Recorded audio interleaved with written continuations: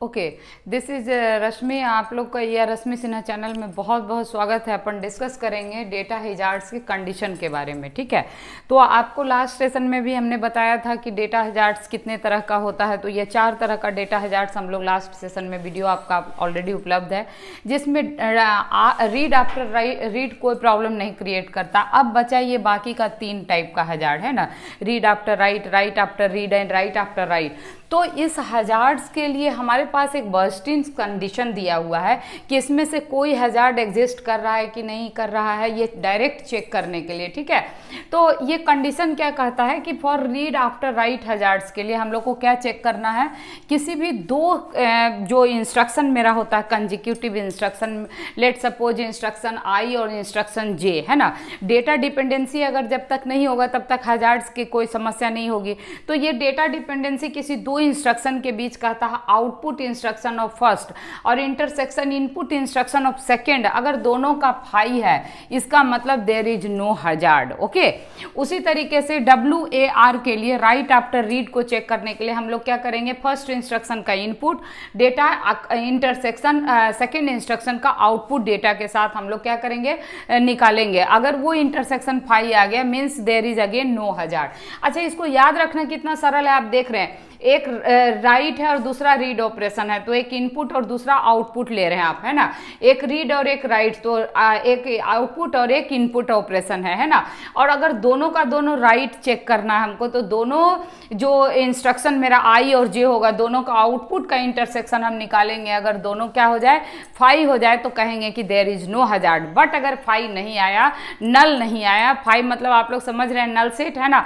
तो नल नहीं आया मतलब there is hazard. Let's take some example आपका दिया हुआ है कि ये कोई 2 गिवन इंस्ट्रक्शन है आपके, है ना। ऐड R3 R2 R1, मतलब क्या हुआ, R2 R1 के डाटा को ऐड करके R3 में डालिए। अच्छा, इसमें इनपुट क्या क्या हो गया, तो इस इंस्ट्रक्शन आई के लिए इनपुट R1 R2 हो गया और आउटपुट क्या हो गया, R3 हो गया। Very clear. उसी तरीके से सब्ट्रैक्ट की बात अगर अपन करें तो R1 के डाटा में -1 कीजिए और वो रिजल्ट किस में डाल देना है, R5 में। This is the meaning of this instruction. So again here R1 जो हो गया इसका इनपुट रजिस्टर हो गया और ये आउटपुट डाटा हो गया R5, है ना। तो यही बात यहाँ देखिए लिखा हुआ है कि फर्स्ट इंस्ट्रक्शन का जो आउटपुट है वो क्या है, सिर्फ R3 है। सेकेंड इंस्ट्रक्शन का जो आउटपुट है वो क्या है, आपका R5 है। उसके बाद इनपुट फर्स्ट इंस्ट्रक्शन का क्या हो गया, R1 R2, तो यहाँ लिख दिया। और सेकेंड इंस्ट्रक्शन का आउटपुट क्या हो गया, इनपुट क्या हो गया, तो R1 लिख दिया। तो इनपुट को I से डिनोट किया आपने, और I1 means first instruction, I2 means second instruction, और आउटपुट को आउटपुट से। कितना सिंपल है, आप देख रहे हैं ना। तो बहुत ही सिंपल है। इसको चेक करने के लिए हम लोग क्या करेंगे, R3 R1 को, मतलब क्या हुआ कि फर्स्ट इंस्ट्रक्शन का जो डेटा है, देखिए कंडीशन कैसे चेक कीजिएगा।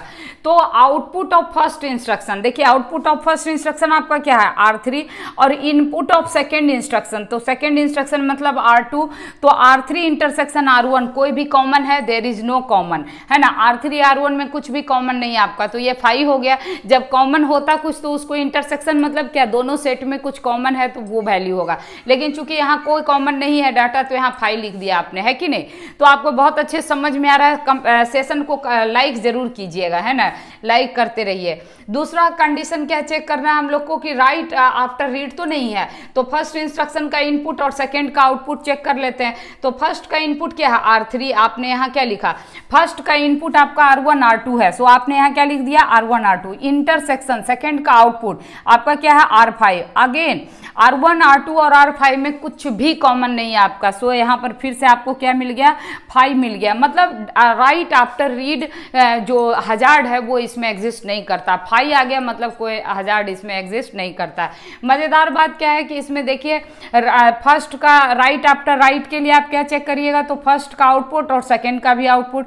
तो फर्स्ट का आउटपुट क्या है, देखिए R3, और सेकंड का आउटपुट क्या है, R5। Again there is no common data, so there is again 5। सो इसमें से डाटा हैजार्ड जो 3 तरह का आपने पढ़ा है, कोई सा भी इसमें एग्जिस्ट नहीं कर रहा है, क्योंकि सब का इंटरसेक्शन हमको क्या निकल के आ गया, कॉमन 5 आ गया।